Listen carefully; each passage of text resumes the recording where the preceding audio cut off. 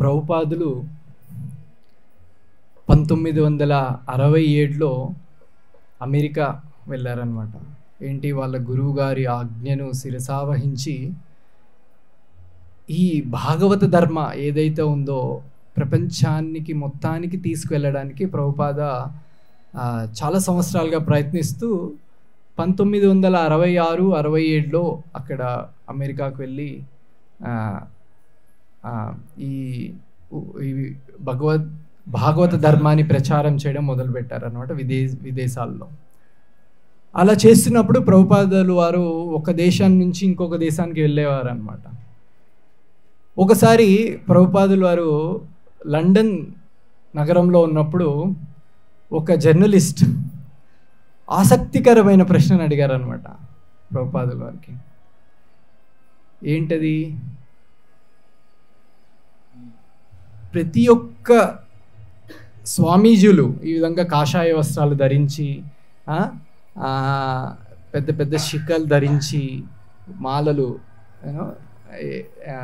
రుద్రాక్ష మాలలాగా ఇలా ధరించి ఈ విదేశాలకు వచ్చినప్పుడు వాళ్ళు ఏదో ఒక మ్యాజిక్ చేస్తారు, లేకపోతే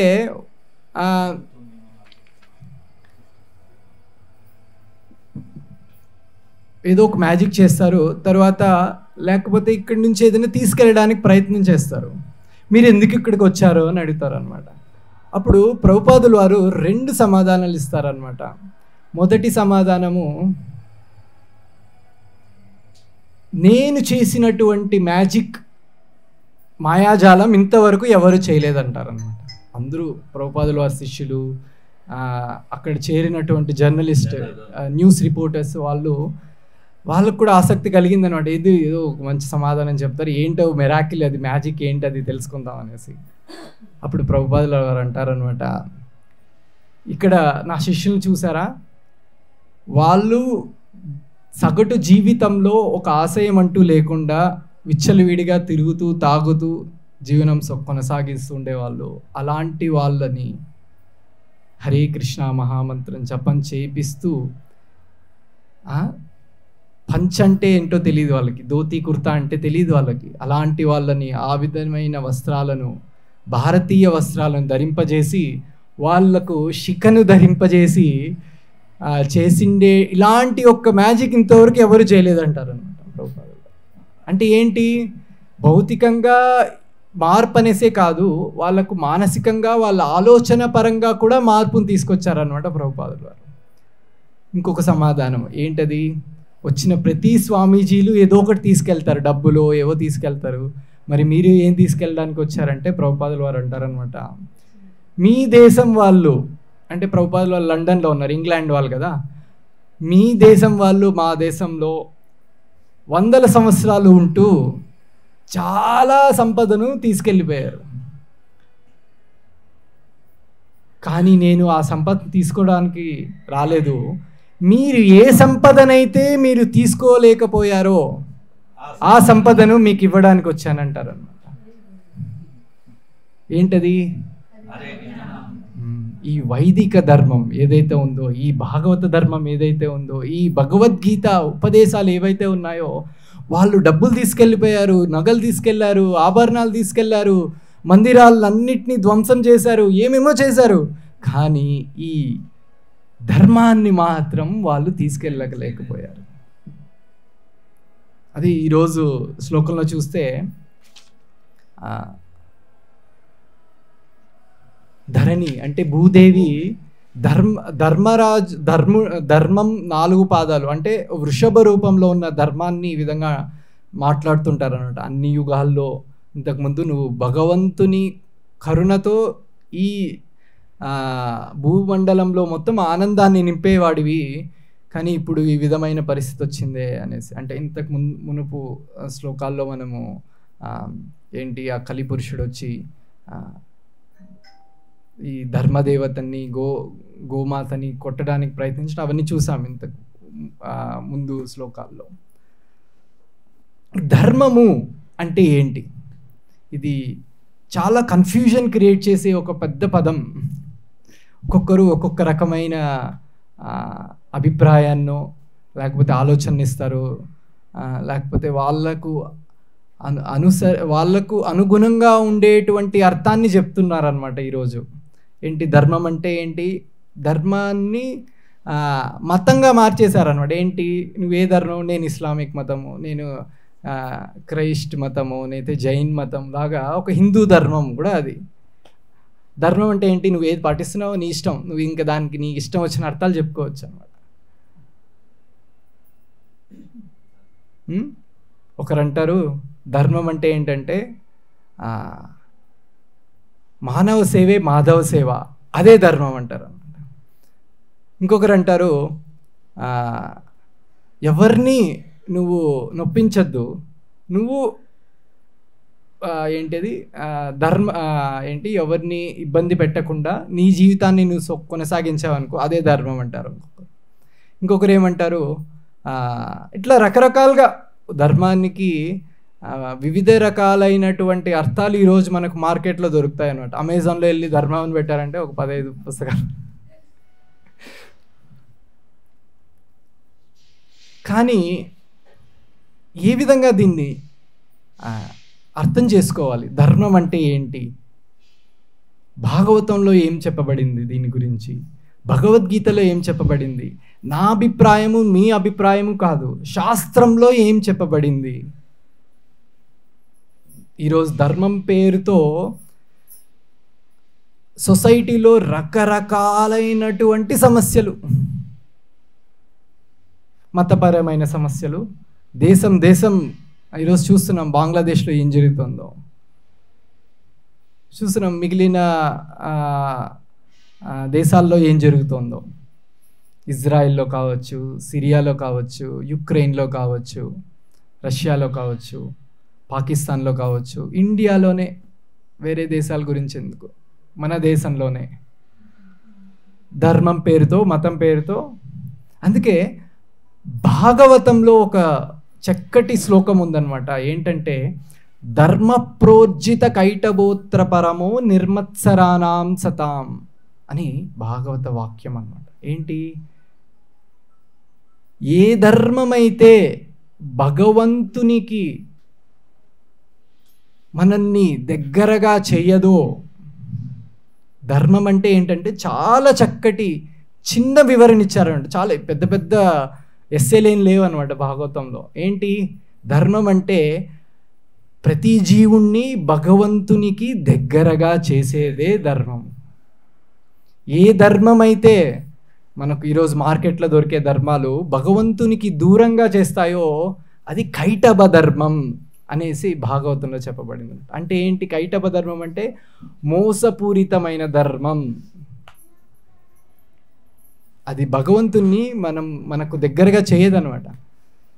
అది ఇంకా మనల్ని పాపాత్ములను చేసి, ఇంకా మనము ఈ భౌతిక ప్రపంచంలోనో లేక ఈ వేరే అధమలోకాల్లోనో వెళ్ళి ఇంకా మనము సఫర్ అవ్వడానికి కారణమవుతుందన్నమాట.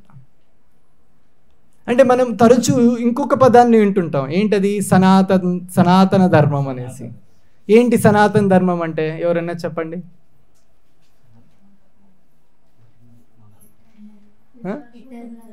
ఎటర్నల్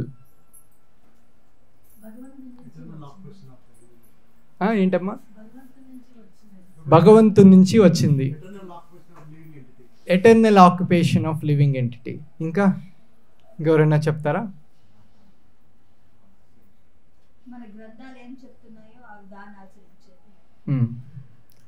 భగవద్గీతలో శ్రీకృష్ణుడు చెప్తాడనమాట, మమైవాంసు జీవలోకే జీవభూత సనాతన. అంటే సనాతన అనే ఒక పదాన్ని భగవద్గీతలో కృష్ణుడు వాడతారనమాట. ఇంకొన్ని శ్లోకాల్లో కూడా సనాతన అనేటువంటి పదం వాడబడింది అనమాట. అదేవిధంగా మనం ధర్మం అంటే ఏంటో ఇప్పుడే డిస్కస్ చేసాం, భాగవతంలో ఏం చెప్పబడిందో. సనాతనము అంటే అది సృష్టించబడినది కాదు, ఎల్లవేళలా ఉండేటువంటిది, శాశ్వతంగా ఉండేటువంటిది సనాతనము అంటే. సనాతనం అంటే శాశ్వతంగా ఉండేది, సృష్టించిండేది కాదు. ఇదేంటి, కెమెరా మనం సృష్టించాం, మైక్ సృష్టించాం. ఈరోజు ఉండేటువంటి మతాలు ఇవన్నీ మనం సృష్టించాం. ప్రతి ఒక్క మతానికి, ఈరోజు ఉండేటువంటి మతాలకి ఒక హిస్టరీ ఉంది. ఎప్పుడు స్టార్ట్ చేశారు, ఎవరు స్టార్ట్ చేశారు, దానికి ముందు ఏంటి అనేది ఒక చరిత్ర మనకు దొరుకుతుంది. గూగుల్లో సెర్చ్ చేస్తే ఈజీగా దొరికిపోతుంది. కానీ సనాతనం అంటే ఎప్పటికీ శాశ్వతంగా ఉండేటువంటిది, దానికి సృష్టింపబడినది కాదు అని అర్థం అన్నమాట. సో మరి సనాతన ధర్మము అంటే ఏంటి? ఇది మళ్ళీ ఒక ట్రిక్కీ, రెండు వేరు వేరు పదాలను కలిపేసి సనాతన ధర్మం అంటే ఏంటో. ఇంకొక ఆసక్తికరమైనటువంటి అర్థం శాస్త్రంలో చెప్పబడింది అనమాట, ధర్మము అంటే ఏంటో. ఉదాహరణకి చక్కెర యొక్క ధర్మం ఏంటి? స్వీట్గా ఉండడం. అదేవిధంగా ఉప్పు యొక్క ధర్మం ఏంటి? ఉప్పగా ఉండడం. అదేవిధంగా ఈ మైక్ యొక్క ధర్మం ఏంటి? సో ఈ ఎలక్ట్రిక్ కేబుల్స్ కనెక్ట్ అయిన తర్వాత ఏమవ్వాలి, ఆ అనలాగ్ సౌండ్ నేను ఏదైతే చేస్తున్నానో అది దీన్ని తీసుకొని ఆ ఎన్హాన్స్ చేసి అది అందరికీ వినపడేలాగా దాన్ని ఇంకొంచెం ఎన్ఫోర్స్ చేసి చేయడం దీని యొక్క ధర్మం. అదేవిధంగా ఇప్పుడు సనాతనం, భగవంతుడు చెప్తున్నాడు భగవద్గీతలో, మమైవాంసో జీవలోకే జీవపూత సనాతన అంటున్నాడు. అంటే ఏంటి? ప్రతి ఒక్క జీవరాశి కూడా నా అంశ. వాళ్ళు ఈరోజు పుట్టిన వాళ్ళు కాదు, వాళ్ళందరూ సనాతనులు, అంటే శాశ్వతంగా ఉన్నవాళ్ళు. మనశ్చష్టేంద్రియాని ప్రకృతిస్థాని కర్షతి అంటారు అన్నాడు. అంటే ఏంటి? వాళ్ళు నిజానికి వాళ్ళు శాశ్వతంగా వైకుంఠ లోకంలో సనాతనంగా ఉండేవాళ్ళు. కాకపోతే ఇప్పుడు తాత్కాలికంగా మనస్సు ఇంద్రియాల 6 ఇంద్రియాలు, అంటే మనస్సు 5 ఇంద్రియాలు, దీని కంట్రోల్లో ఉండిపోతూ ఇక్కడ భౌతిక ప్రపంచంలో కష్టాలు పడుతున్నారు అని చెప్తాడు అనమాట. అంటే కృష్ణుడు ఏం చెప్తున్నాడు? ప్రతి ఒక్కరు కూడా మన కృష్ణుడి యొక్క అంశాలు అని చెప్తున్నాడు అనమాట. ఉదాహరణకి ఈ మైక్ స్టాండ్ ఇవన్నీ ఉన్నాయి. ఒక మెషిన్ ఉంది, మెషిన్లో ఒక నట్ బోల్ట్ అన్నీ ఉంటాయి కదండి. ఆ నట్ బోల్ట్ యొక్క ధర్మం ఏంటి?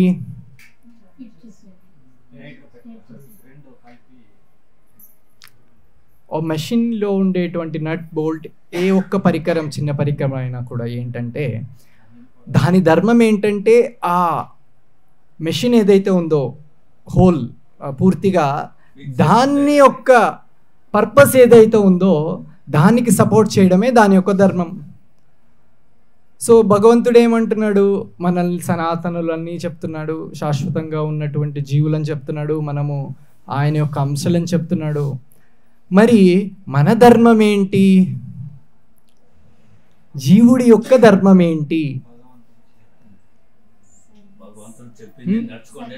సర్వీస్, సేవ చేయడం.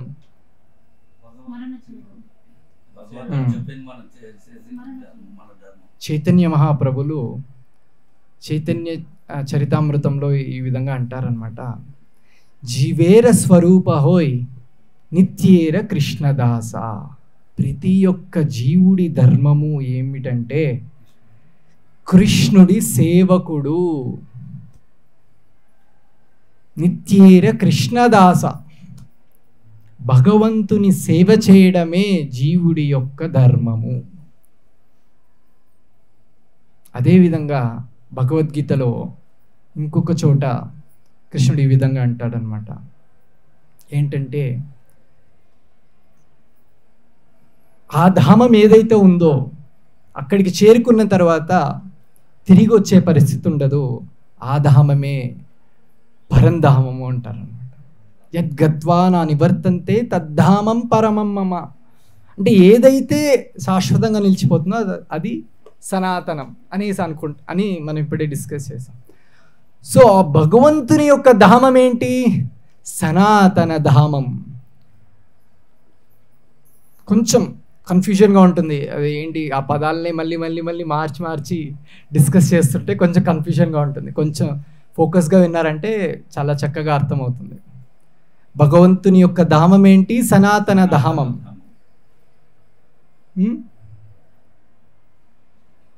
మన ధర్మం ఏంటి? భగవంతుని సేవ చేయడం. కరెక్టా? ఈ జీవుడు సనాతనుడు భగవంతుని ధామాన్ని చేరేదానికి, భగవంతుని సేవ చేయడానికి ఏ పద్ధతినైతే పాటించాలో దాన్ని సనాతన ధర్మము అంటారు. చూడండి, చాలా సింపుల్ అండర్స్టాండింగ్ కదా. సనాతన ధామం ఒకటి ఉంది, మన ధర్మం ఒకటి ఉంది. సనాతనులు జీవులు ఆ భగవంతుని సేవ చేయడము, ఆ భగవంతుని ధామం చేరడము, ఈ రెండిటికి ఏ మార్గం అయితే ఉందో, ఏ పద్ధతి అయితే ఉందో దాన్ని సనాతన ధర్మము అని శాస్త్రంలో చెప్పబడింది. ఇప్పుడు ప్రతి యుగంలోనూ ఒక్కొక్క ధర్మం ఉంటుందన్నమాట. యుగ ధర్మం అనేసి మళ్ళీ అంటే ఈ సనాతన ధర్మంలోనే ప్రతి యుగంలోనూ ఒక్కొక్క ప్రాసెస్ ఉంటుందన్నమాట, పద్ధతి. ఈ భగవంతుని ధామం ఏ విధంగా చేరాలి, భగవంతుని సేవ ఏ విధంగా చేయాలి, వాళ్ళ కాల గుణ కర్మ అనుసరించుకొని వాళ్ళ జీవులు ఉండేటువంటి పరిస్థితిని అనుకరంగా ఈ పద్ధతులు అనేవి ఆచార్యులు శాస్త్రంలో నుంచి తీసుకొని మనకు తెలియజేస్తారు అన్నమాట. అదేవిధంగా భాగవతంలో ఏం చెప్పబడింది? కృతేయ ధ్యాయతో విష్ణు అంటే కృతయుగంలో ఏంటి ఆ ధర్మం, ఆ యుగ ధర్మం ఏంటి, ఈ భగవద్ధామాన్ని భగవంతుని సేవ చేసే మార్గం ఏంటి అంటే కృతేయ ధ్యాయతో విష్ణు, భగవంతుని గురించి ధ్యానం చేయడం. అడవికి వెళ్ళి భగవద్గీతలో ఉందన్నమాట ఏ విధంగా ధ్యానం చేయాలని 7వ అధ్యాయంలో చాలా చక్కగా వివరిస్తారన్నమాట. ఏంటి, ఒక ప్రదేశానికి వెళ్ళాలన్నమాట, నిర్మానుష్యమైనటువంటి ప్రదేశానికి వెళ్ళి ఏ విధంగా కూర్చోవాలి, ఇట్లా మన ఇలా కూర్చోకూడదు అనమాట. ఏంటి, ధ్యానం చేసేటప్పుడు ఇలా నిటారుగా కూర్చోవాలంట. మళ్ళీ మన కళ్ళు ఏవైతే ఉన్నాయో అవి పూర్తిగా ముయ్యకూడదు అనమాట, సగం ముయ్యాలి. పూర్తిగా మూస్తే ఏంటి అర్థం? నిద్రపోతుంది. మన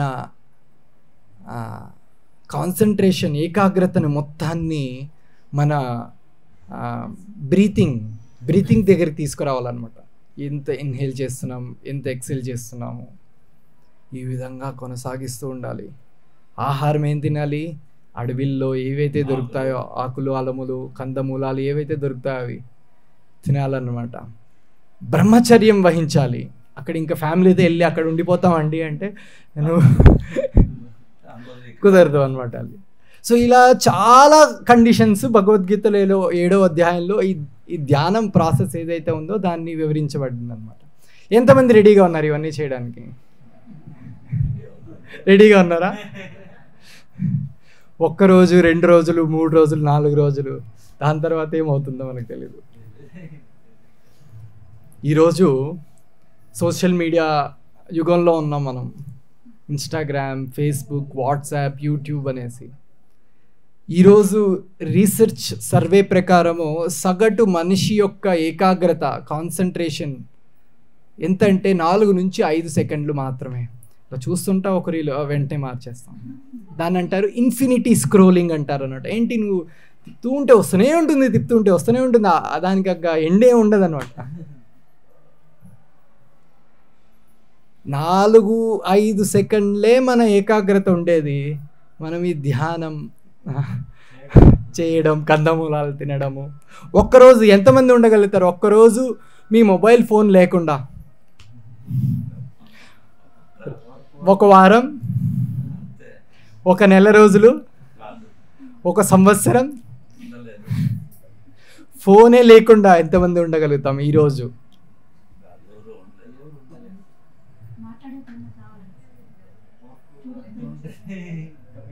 సో మనకు చిన్న చిన్న వాటిపైన చాలా డిపెండెన్సీ ఉన్నాయన్నమాట ఈరోజు. మన జీవితమే ఇలాంటి ఒక చిన్న చిన్న వాటిపైన ఆధారపడి ఉందన్నమాట ఈరోజు. కాబట్టి ధ్యానం చేయడం సంవత్సరాల తరబడి వేదవ్యాసుడు వేదవ్యాసుడు, ఈ మహర్షులు, ఋషులందరూ కూడా ఈ భగవంతుని గురించి లక్షల సంవత్సరాలు తపస్సు చేస్తారనమాట. ఈ ధ్యానం అనేది అష్టాంగ యోగంలో ఒకటి మాత్రమే, ఇంకా 7 ఉన్నాయి. నా 8 స్టేజెస్ ఉన్నాయన్నమాట ఈ అష్టాంగ యోగ పద్ధతిలో. ధ్యానం అనేది ఒకటి మాత్రమే, దీంట్లో ఒకటే కుదరదు మనకు. ఋషులందరూ వేల సంవత్సరాలు, లక్షల సంవత్సరాల తరబడి వాళ్ళు తపస్సు చేసేవాళ్ళు అనమాట భగవంతుని గురించి. బ్రహ్మ మొదటి జీవుడు, ఈ భౌతిక ప్రపంచంలో సృష్టించబడినటువంటి మొదటి జీవుడు బ్రహ్మ. తేనే బ్రహ్మ హృదయ ఆది కవయే ముహ్యంతి యత్సూరయ అని భాగవత వాక్యం అనమాట. ఏంటి, మొదటి జీవుడైనటువంటి బ్రహ్మ లక్షల సంవత్సరాలు తపస్సు చేశాడనమాట. అతనికి పుట్టిన తర్వాత ఎటు చూసినా చీకటే, ఏమీ కనపడలేదు, ఏం చేయాలో అర్థం కాలేదన్నమాట. అప్పుడు అక్కడి నుంచి భగవంతుడు వైకుంఠం నుంచి ఆయనకు ఒక వాక్యం వినబడుతున్నాడు. తప తప తప తప అనేసి వాక్యం వినబడుతుంది అనమాట. ఇన్స్ట్రక్ట్ చేస్తున్నాడు అనమాట నారాయణుడు, ఏంటి తపస్సు చేయి అనేసి. లక్షల సంవత్సరాలు తపస్సు చేసిన తర్వాత హృదయం ద్వారా ఆయనకి ఈ వైదిక విషయాలన్నింటినీ కూడా ఉపదేశిస్తాడనమాట నారాయణుడు. తేనే బ్రహ్మ హృదయ ఆది కవయే, మొట్టమొదటిసారి ఈ వైదిక జ్ఞానాన్ని మొత్తం బ్రహ్మకు ఉపదేశిస్తాడనమాట నారాయణుడు. అదేవిధంగా మనం చూసినట్లయితే ఋషులు తపస్సు చేసేవాళ్ళు లక్షల సంవత్సరాలు. ఋషుల వరకు ఎందుకు, హిరణ్యకశిపుడు ఎవరు, ప్రహ్లాదుడు తండ్రి. ఆయన ఈ అమరత్వం రావడం కోసం వేల సంవత్సరాలు తపస్సు చేస్తాడు. ధ్యానం చేసిన తర్వాత బ్రహ్మ తనకు దర్శనమిస్తాడు. అదేవిధంగా విశ్వామిత్రుడు 60,000 సంవత్సరాలు తపస్సు చేస్తాడు. మన యొక్క ఆయుష్యే ఎన్ని సంవత్సరాలు,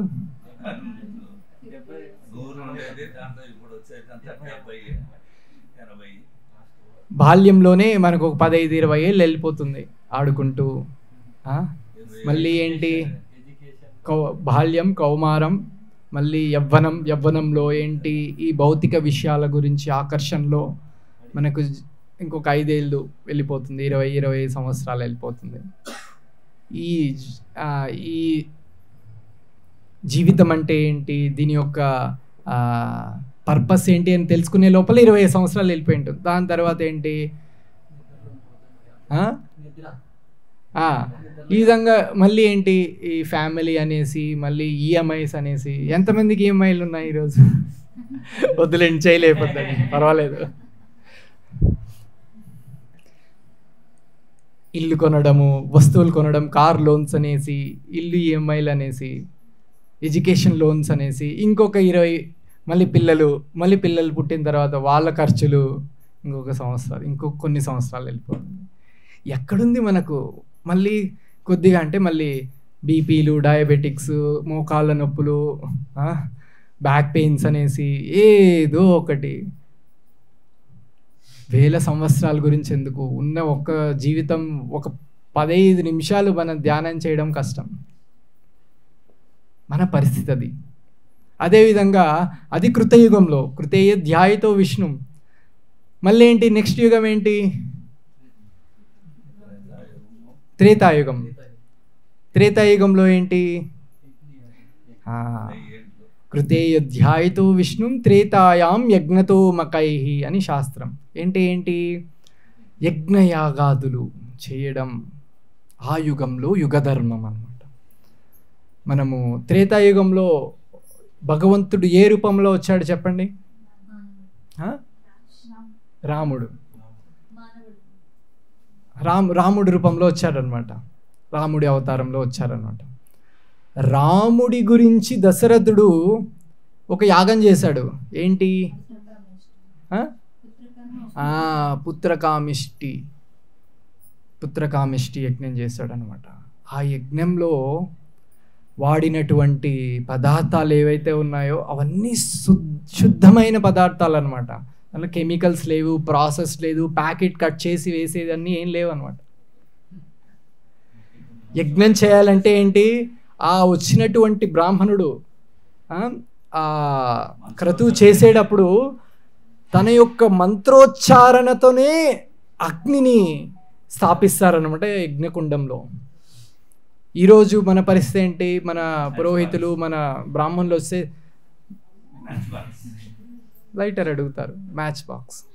అంటే ఆ యొక్క ప్యూరిటీ, ఆ శుద్ధత్వం ఏదైతే ఉందో లేదు ఈరోజు. కలియుగ ప్రభావం వల్ల మనకుండాల్సినటువంటి ఆ బ్రాహ్మణులకి ఉండాల్సినటువంటి శక్తి ఈరోజు లేదనమాట, మంత్రోచ్చారణకు లేదు. అదేవిధంగా కావాల్సినటువంటి వస్తువులు కూడా లేవు మనకు. ఆవు నెయ్యి, శుద్ధమైనటువంటి ఆవు నెయ్యి దొరకడం ఈరోజు అసాధ్యమైపోయింది. ఎంతమందికి దొరుకుతుంది ఈరోజు?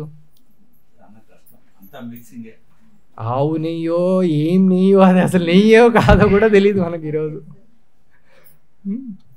ఇంకా యజ్ఞాల్లో వాడేటువంటి వేరే పరికరాలు దాంట్లో అవన్నీ ఎక్కడి నుంచి దొరుకుతాయి మనకు, ఆ పేర్లు కూడా తెలియవు. ఆ యజ్ఞంలో వాడేటువంటి ఏవైతే ఉన్నాయో అవన్నీ మనకు తెలియ కూడా అసలు. సో ఎక్కడి నుంచి మనము అంత పెద్ద యాగాలు యజ్ఞాలు చేయడం? అశ్వమేధ యజ్ఞం అంటే ఏంటి, ఆ గుర్రాన్ని వదిలేసి ఎక్కడి వరకు వెళ్తుందో ఆ గుర్రం, ఆ దేశాలు, ఆ ప్రదేశాలు అన్నీ కూడా నావే అని ఆ రాజు డిక్లేర్ చేస్తాడనమాట. ఎవరైతే ఆ గుర్రాన్ని పట్టుకొని ఆపుతారో వాళ్ళపైన యుద్ధం ప్రకటించి తన ఆధిపత్యాన్ని మళ్ళీ నిరూపించుకుంటారనమాట. ఎక్కడి నుంచి చేసేది? అసాధ్యం ఇవన్నీ మనకు ఇప్పుడున్న ఈరోజు ఉన్నటువంటి పరిస్థితుల్లో. యజ్ఞం కూడా మనం చేయలేము. కృతేయ ధ్యాయతో విష్ణు, హరే కృష్ణ, మన వల్ల కాదు. నెక్స్ట్ ఏం యుగం? ద్వాపర యుగం. ద్వాపరే పరిచర్యాయాం అని శాస్త్రం. అంటే ఏంటి? ద్వాపర యుగంలో పరిచర్యం అంటే మందిరాలు నిర్మించి పొద్దున్నుంచి రాత్రి వరకు సంవత్సరం పాటు భగవంతునికి వివిధ సేవలు, ఉత్సవాలు జరుపుతూ ఉండి జీవితాన్ని ఆ విధంగా కొనసాగించడమే పరిచర్యాయాం అంటే అర్థం అన్నమాట. ఈరోజు ఎక్కడ వారంలో సండే ఒక్కరోజు టెంపుల్కి వచ్చి భాగవతం క్లాస్ అటెండ్ చేసి వెళ్ళండి, మార్నింగ్ సాధన అటెండ్ అండి. ప్రభు ఈ వీక్ కొంచెం కష్టం ప్రభు, నెక్స్ట్ వీక్ వస్తుంది. ఇంకెక్కడ రోజు మందిరంలో పొద్దున్నుంచి రాత్రి వరకు ఉత్సవాలు చేయడము, ఇవన్నీ ఎక్కడ కుదురుతాయి మనకు? 16 మాలలు చేయండి ప్రభు, చాలా కష్టం ప్రభు. ఒక మాల చేస్తాను ప్రభు. మీ గురించి మీరు చెప్తున్నారు కాబట్టి. మీరు ఇంత అడుగుతున్నారు కదా ప్రభు, ఒక మాల ప్రయత్నం చేస్తాను. నేను అడుగుతున్నానా? నీ గురించి కాదు, ఇవి ఒక్క మాల చేస్తాను ప్రభు అంటారు. అందుకే మన భారతదేశంలో చూస్తే చాలా మందిరాలు ఉన్నాయి. పురాతనమైన మందిరాలన్నీ కూడా ద్వాపర యుగంలో నిర్మించినటువంటివే. తమిళనాడులో చూసినట్లయితే ఉత్తర భారతదేశంలో అన్ని మందిరాలు అక్కడ కూడా ఉండేవి, చాలా పురాతనమైన మందిరాలు. కానీ ఈ మొఘలులు వచ్చి దాన్ని అన్ని ధ్వంసం చేసేయడం ద్వారా ఈరోజు మనకు చాలా తక్కువ ఉన్నాయన్నమాట ఉత్తర భారతదేశంలో దేవాలయాలన్నీ. దక్షిణ భారతదేశంలో ఇంకా ఉన్నాయి అలాంటి దేవాలయాలు. రామేశ్వరం వెళ్ళినా, మధురై వెళ్ళినా, కాంచీపురం, శ్రీరంగం వెళ్ళినా. శ్రీరంగంలో ఏంటంటే మందిర ప్రాకారంలోనే ఊరు ఉందన్నమాట. ఊరిలో మందిరం కాదు, మందిరం లోపల ఊరు. ఇది ఈ విధంగా సగటు మనిషి తన జీవితాన్ని కొనసాగించేవాడు అనమాట ద్వాపర యుగంలో కూడా. ప్రతి కళ కూడా మందిరం చుట్టూనే, దైవం చుట్టూనే ఉండేటువంటి ఏంటి, సాయంత్రం అయితే భరతనాట్యం మళ్ళీ ఏంటి దాంట్లో కృష్ణుడి లీలలో, రాముడి లీలలో ఏదో భగవంతుని కథను ఆ నృత్య రూపంలో అక్కడ ఉండేటువంటి ప్రజలకు ఇంట్రెస్ట్ కలిగించడానికి ఈ కళలను కూడా వాడేవాళ్ళు అనమాట. మళ్ళీ సంకీర్తనలు, ఆ సంకీర్తనలు ఏవి, మళ్ళీ భగవంతుని యొక్క లీలలను మళ్ళీ కీర్తించడమే ఈ సంకీర్తనలు. ఏదో ఈరోజు మనకున్నటువంటి సినిమా పాటలు సినిమా డ్యాన్సుల్లా కావన్నమాట. ప్రతి ఒక్క కళను కూడా మందిరం చుట్టూ భగవంతుని చుట్టూనే ఉండేటువంటివి అనమాట. హరికథలు ఎంతమందికి తెలుసు ఈరోజు హరికథలు అంటే? కథలు పడతామే కానీ హరికథలు మనకి ఈరోజు. ఇవన్నీ మనకు సాధ్యమయ్యేటువంటివి కావు. అందుకే ఏమిచ్చారు మనకు? రోగానికి తగినట్టుగా వైద్యుడు మందులు ఇస్తారు. మన యొక్క కలియుగ రోగానికి తగినట్టుగా శాస్త్రం ఏమిచ్చింది మందు? సంకీర్తన యజ్ఞం. కలో తత్ హరికీర్తనం. ఈ తపస్సు చేయడము, యజ్ఞయాగాలు చేయడము, ఈ దేవాలయాల్లో ఉత్సవాల్లో పూర్తిగా ఉంటూ చేయడం, ఇవన్నీ నీకు కుదరదు. ఈ హరినామ స్మరణ చేస్తే సరిపోతుంది. ఏవైతే ఆ 3 యుగాల్లో ఏవైతే ఫలాన్ని ప్రజలు పొందేవాళ్ళో అవన్నీ చేస్తూ హరినామ సంకీర్తన చేసినంత మాత్రాన్నే ఆ ఫలితం మనము పొందగలుగుతాము ఈ కలియుగంలో.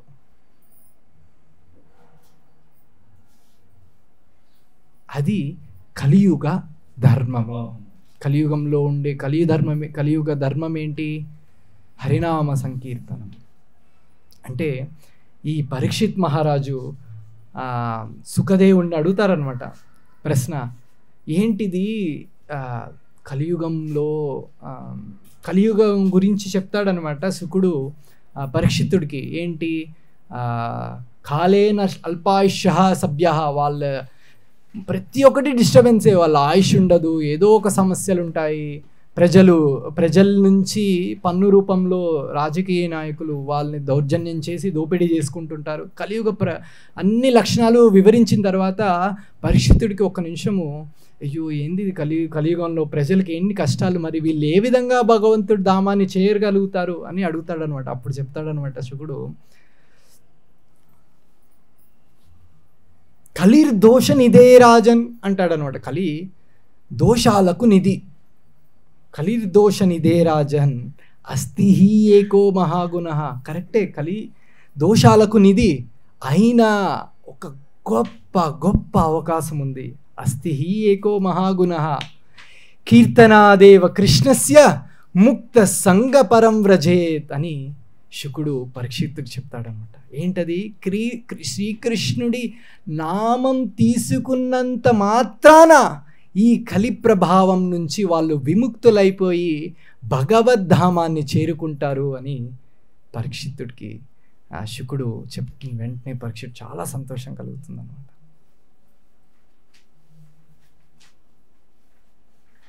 కీర్తనాదేవ కృష్ణస్య ముక్త సంగ అంటే సంగము అంటే ఏంటి? ఈ కలియుగంలో మనకు ఈ కలి సాంగత్యం నుంచి మనకు విముక్తి కలగడమే కలియుగం నుంచి మనకు ముక్తి అని అర్థం అన్నమాట.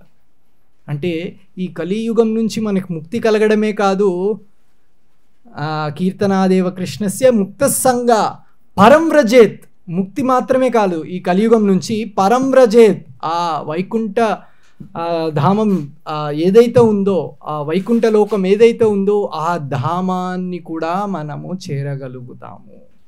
దానికి కూడా మనకు టికెట్ వచ్చేస్తుంది అనమాట. కన్ఫామ్ టికెట్, వెయిటింగ్ లిస్ట్ కూడా లేదు, డైరెక్ట్ కన్ఫామ్ టికెట్.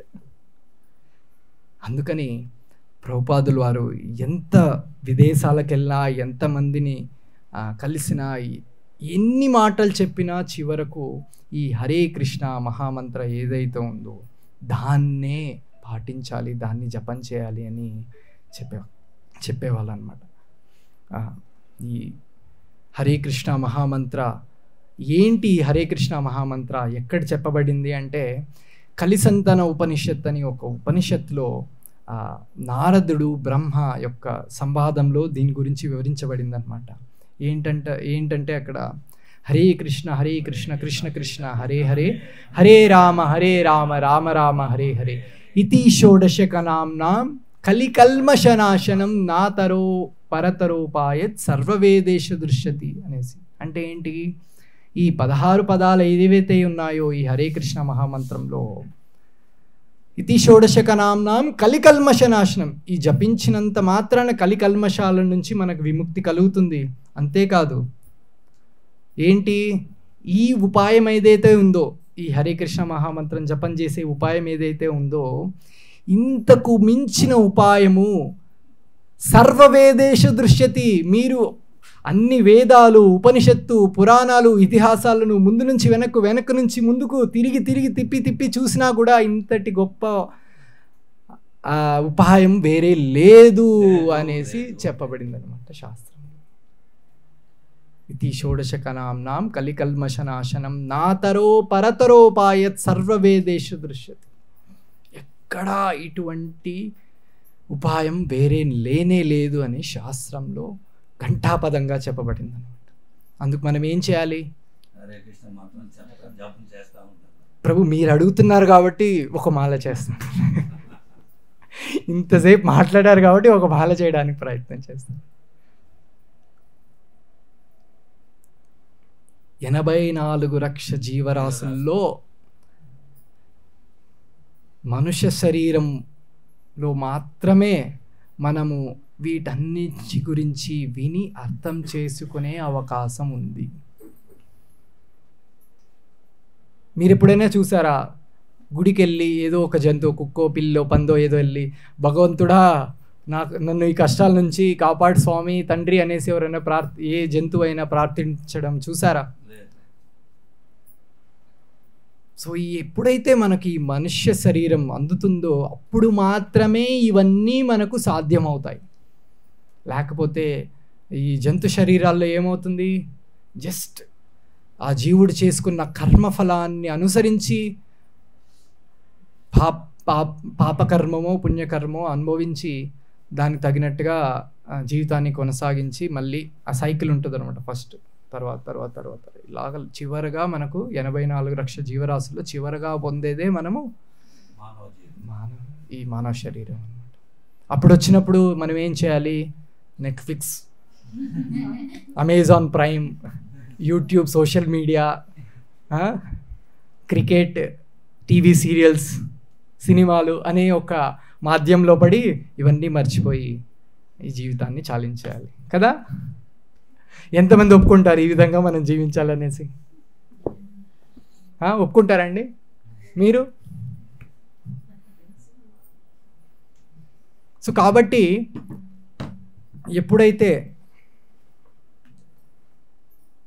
ఎప్పుడైతే మనకు ఈ మానవ శరీరం దొరుకుతుందో అప్పుడు ఒక్క అవకాశం, ఈ జీవితంలో మనము ఎన్నో జీవితాల్లో మనము ఎన్నో సంతోషాలని ఎన్నో కష్టాలని అనుభవించాం. ఇక చాలు, ఈ ఒక్క జీవితం దొరికింది మనకు, మనుష్య జీవితం, మనుష్య శరీరం దొరికింది, ఇదే మనకు లాస్ట్. ఇప్పుడు ఉదాహరణకి ఎవరైనా వచ్చి ఈరోజు మీకు చివరి రోజు అని చెప్పారనుకో, మీరు ఏం చేస్తారు? ఏదేది ఇష్టమో అవన్నీ చేస్తాం, ఎక్కడెక్కడికి వెళ్ళాలో అవన్నీ చేసేస్తాం, ఎవరెవరిని కలవాలో అవన్నీ చేసుకుంటూ త్వరగా ఎవరికో రసగుల్లా ఇష్టం, రసగుల్లా తింటాడు, ఇంకెవరికో ఎక్కడికో వెళ్ళాలి అక్కడికి వెళ్ళిపోతాడు, ఉన్న డబ్బులన్నీ ఆ రోజు ఖర్చు చేసేస్తాడు. ఎందుకంటే రేపు లేదు, ఇంకా ఈరోజే లాస్ట్ కాబట్టి, ఇంకా సేవింగ్స్ లేవు, ఏం లేవు, వాళ్ళు లేదు, వీళ్ళు లేదు, రిలేషన్ లేదు, ఏం లేదు, తనకి ఏం కావాలో దాన్ని అనుభవించడానికి నానా కష్టాలు పడతారనమాట. కానీ ఇప్పుడైతే మనము ఈ మనుష్య జీవితమే ఇదే లాస్ట్ అని చెప్పామనుకో, చూసుకుంటాం లేదు ప్రభు, మళ్ళీ చూసుకుందాం మెల్లగా. ఈ మనుష్య జీవితం 84 లక్షల జీవరాశుల్లో చాలా గొప్పది, మళ్ళీ అవకాశం దొరకదు అంటే చూసుకుంటాంలే, మళ్ళీ ఏముందిలే మళ్ళీ చూసుకుందాం.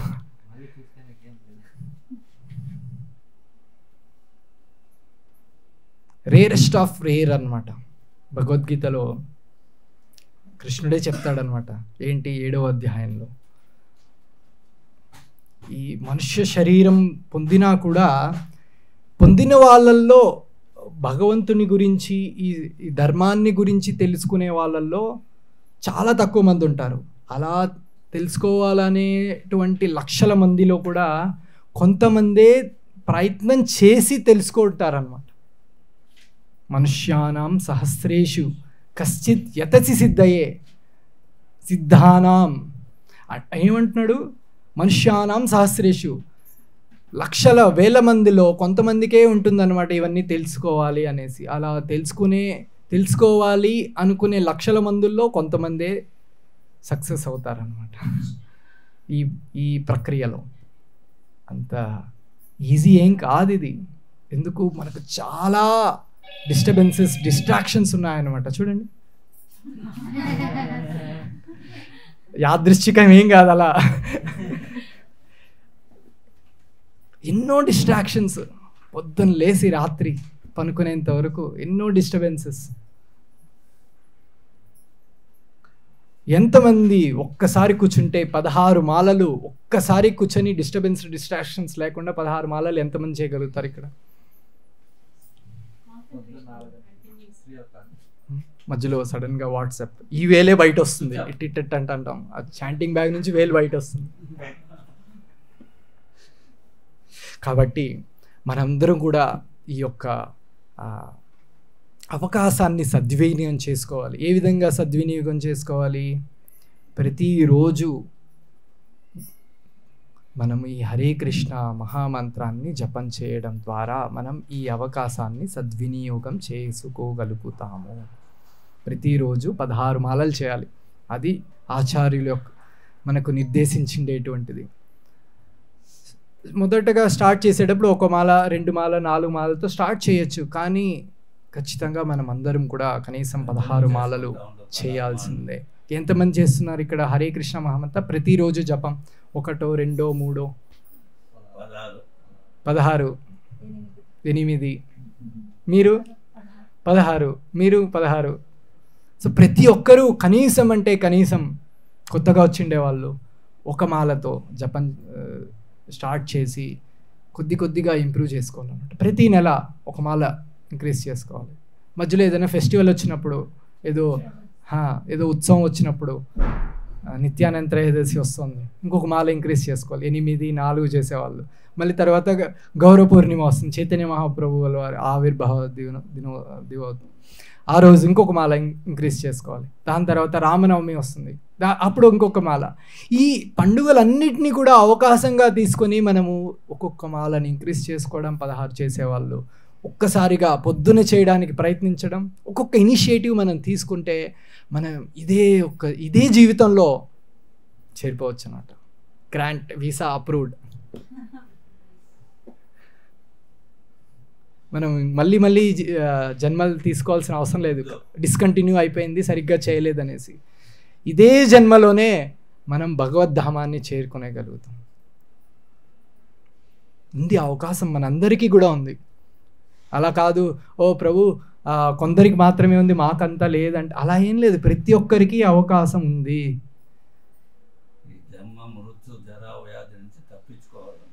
అవన్నీ మనం ఆలోచించాల్సిన అవసరం లేదు. హరే కృష్ణ మహామంత్రం జపం చేస్తే అవన్నీ ఆటోమేటిక్గా అయిపోతాయి.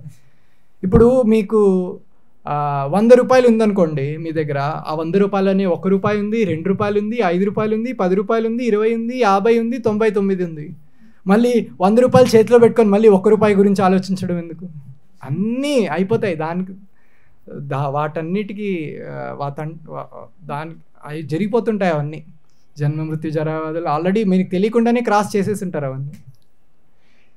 జస్ట్ మనం చేయాల్సిందంతా ప్రతిరోజు ఏకాగ్రతతో ఆ శబ్దాన్ని వింటూ మనం చేసే జపం ద్వారా హరే కృష్ణ మహామంత్రాన్ని ప్రతిరోజు నిర్విరామంగా స్టాప్ చేయకుండా చేస్తూ ప్రతిరోజు గంట సేపు ఏదో ఒక ప్రభుపాదుల వారు ఇచ్చినటువంటి పుస్తకాలని చదువుతూ చేస్తున్నామంటే ఇదే జీవితంలో మనందరూ వెళ్ళిపోవచ్చు. అక్కడికి వెళ్ళి నువ్వు కూడా వచ్చావా అనేసి మనందరూ మాట్లాడుకోవచ్చు.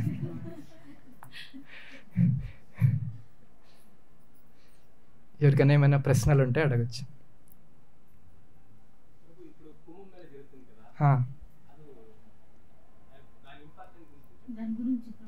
కుంభమేళ ఈ మోహిని అవతారం మనందరికీ తెలుసు. మందహార పర్వతాన్ని దేవతలు, అసురులు, రాక్షసులు వాళ్ళు చిలికారు. దాంట్లో నుంచి అమృతం పుట్టింది.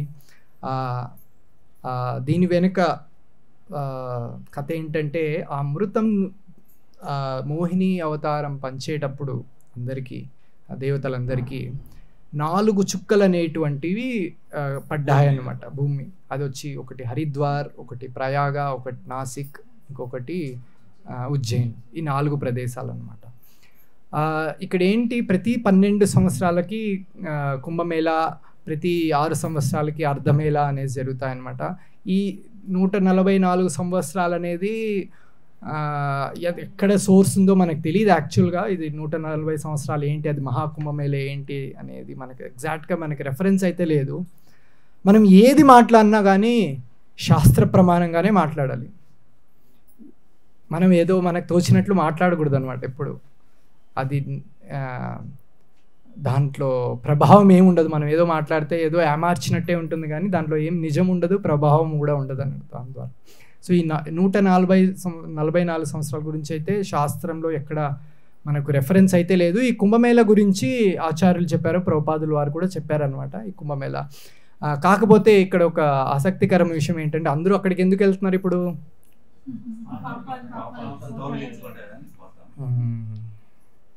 ఇప్పుడు ఇదే ప్రశ్నని పరీక్షిత్ మహారాజు సుఖదేవుడిని అడుగుతాడనమాట భాగవతంలో.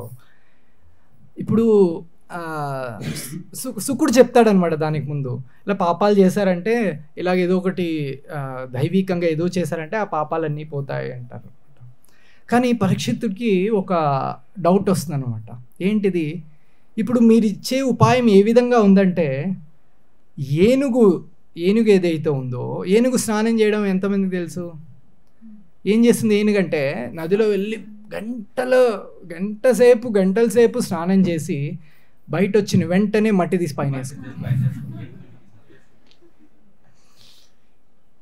పరీక్షిత్తు శుకుడు చెప్పిండేటువంటి ఉపాయాన్ని ఏనుగు స్నానంతో కంపేర్ చేస్తాడనమాట.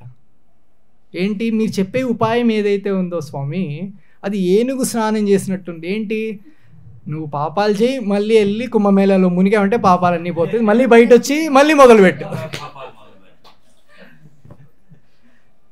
ప్రాయశ్చిత్తం, తప్పు చేయి, మళ్ళీ ఇట్లా చెయ్యి దేనిలో డట్టి అవ్వడం, మళ్ళీ కడుక్కోవడం, మళ్ళీ దాంట్లో పెట్టడం. అది కొంతవరకు పని చేస్తుందేమో కానీ, ఎందుకంటే గంగా నది, యమునా నది ఇవన్నీ కూడా పరమ పవిత్రమైన నదులు. సాక్షాత్తు భగవంతుడే దాంట్లో స్నానం చేసి తన యొక్క పాదధూళి దాంట్లో కలిసినటువంటి నదులు. ఆధ్యాత్మికంగా శాస్త్రపరంగా కూడా మనం ఇక్కడ ప్రతిరోజు ఇక్కడ అభిషేకం చేసే ముందు కూడా గంగే చమునే చేవ గోదావరి సరస్వతి నర్మదా సింధు కావేరి జలేస్మిన్ సన్నిధం కురు అని మంత్రం చెప్పి ఆ అన్ని నదులను కూడా మనం అభిషేకం చేసే నదుల్లో వాళ్ళని తీసుకొస్తారనమాట. సో కాబట్టి మన పాపాలు వెళ్ళే ఛాన్సెస్ అయితే ఉన్నాయి, కానీ మనకు ఈ పాపాలు చేసే ఆలోచన మాత్రం పోదు. కుంభమేళకు వెళ్ళినా వెళ్ళకపోయినా ఎప్పుడైతే మనకు ఈ ఆలోచన ధోరణి, ఈ పాపాలు చేయకూడదు, ధార్మికంగా మనం జీవితం కొనసాగించాలి అని మనం ఎప్పుడైతే నిర్ణయం తీసుకొని ఆ విధంగా మన జీవితాన్ని కొనసాగిస్తామో అప్పుడే నిజమైన ప్రాయశ్చిత్తం జరుగుతుంది. కానీ దీంట్లో ఏమొస్తుంది, ఇప్పుడు వెళ్ళి మునిగేసి వచ్చావు, మళ్ళీ బ్యాగ్ ఫుల్ చేసుకుంటున్నావు కదా, దానివల్ల ఏం లాభం చెప్పు? సో వెళ్ళడం తప్పు కాదు, వెళ్ళి నేను చేసిన పాపాలన్నీ పోతాయి, మళ్ళీ నేను మళ్ళీ కొత్తగా మొదలు పెట్టచ్చు అనే ఆలోచన కరెక్ట్ కాదనమాట. అక్కడికి వెళ్ళడం, స్నానం చేయడం ఇవన్నీ కూడా ఆధ్యాత్మికమే, దీంట్లో ఏం తప్పేం లేదు. కాకపోతే మన ఆలోచన ధోరణి మారకపోవడమే తప్పు. అందుకే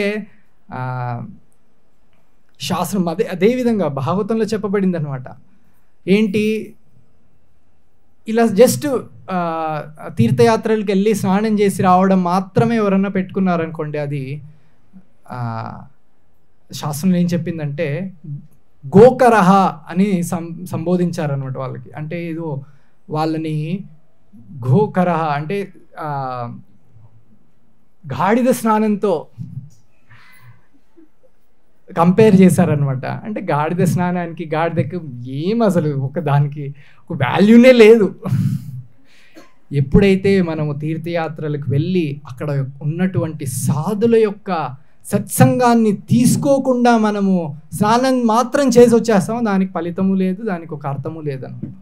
ఎందుకు తీర్థయాత్రలు అంటే ఏంటంటే అక్కడికి వెళ్ళి ఒక సాధువుల యొక్క అసోసియేషన్ సాంగత్యం తీసుకొని ఏ విధంగా ఇప్పుడే అనుకున్నాము, ఏ విధంగా మనము ధార్మికంగా జీవించాలి, ఈ పాపాలన్నీ వదిలేయాలి, అప్పుడే మనకు నిజమైన ప్రాయశ్చిత్తం అనుకున్నాము. అవన్నీ తెలుసుకోకుండా మనం వచ్చి మళ్ళీ మొదలు పెడతాం, దానికి అర్థం లేదు.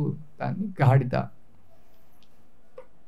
గాడిదలతో సమానంగా వాళ్ళని చూస్తారనమాట శాస్త్రం. నేను చెప్పట్లేదు, భాగవతంలో చెప్పబడింది. సో కాబట్టి ఆ కుంభమేళాకి వెళ్ళినా వెళ్ళకపోయినా, ముఖ్యంగా వెళ్ళినప్పుడు అక్కడ స్నానం చేసి మన పాపాలని పోగొట్టుకోవడమే కాదు, ఈ పాపాలను మళ్ళీ చేయకుండా ఆధ్యాత్మికంగా ధార్మికంగా ఏ విధంగా మనము జీవితాన్ని ప్రారంభించాలి అనేది చాలా ముఖ్యమైన విషయం. అర్థమైందండి?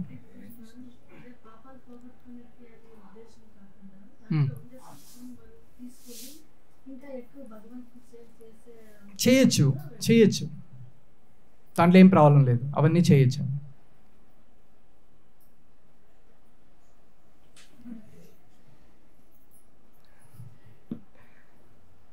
వేరే ఎవరికైనా ఉందండి ఏదైనా ప్రశ్నలు? గ్రంథరాజ్ శ్రీమద్ భాగవతం की, जगद्गुरु श्रीला प्रभुपाद की जय। निताय गौर प्रेमानंद।